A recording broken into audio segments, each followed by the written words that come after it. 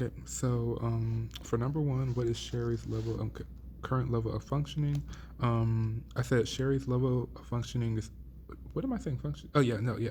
Sherry's current level of functioning is excellent. She's in the gifted program at school.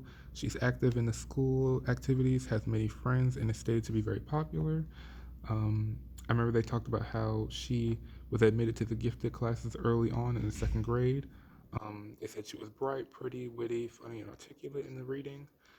Um, I would say she is not lacking anywhere besides maybe a date to the dance, but I don't really see how that counts towards level of functioning. So, but yeah, but besides that, it seems like everything is good, academics, friends wise. So, um, they didn't really talk much about the home life, but the fact that they didn't say anything bad means I'm assuming everything's going good.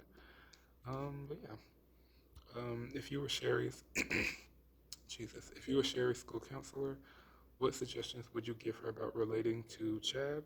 Um, I said if I was Sherry's school counselor, I would tell her to give Chad a chance. The fact that you have both been close for so long is a plus. One thing I always say is that the best relationships are the ones that start off as friendships. I also think the fact that y'all are so comfortable around each other and that you could talk about anything is also a good thing as well. If I were to go back to chapter 11, I would say she needs greater self esteem when it comes to talking to boys. I think she, like I said before, is very smart academic wise, but maybe she's a little shy when it comes to talking to boys about, dating and stuff like that. But yeah, like I said, her even like her mom said, she's pretty, smart, funny, and she is a catch. So yeah.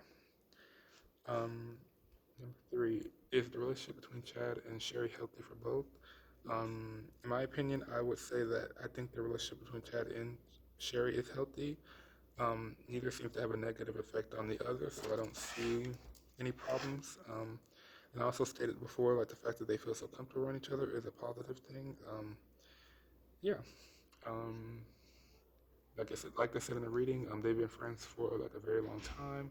They will walk to school together and everything, and yeah, it said in the reading that they've liked each other for almost 10 years, but I don't know in what way they were talking about. Um, but yeah, I would say the relationship between the two of them is healthy. Number four, as Sherry's homeroom teacher, how could you alter the curriculum to provide more opportunities for helping Sherry to develop improved interpersonal skills? Um, I said a way I would help Sherry with her interpersonal skills is by maybe assigning more group work. Going back to chapter 11, I would say by watching others react, maybe she can model the behavior. Um, I think she is great at making friends, but flirting with boys and everything, I think that's not her forte. Um, I think she's been so focused on, her schoolwork and everything, she's really never paid attention to guys in that way.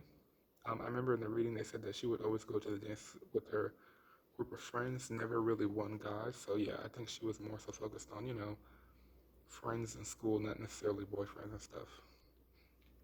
Um, Give you a general impression of student and teacher needs in a classroom.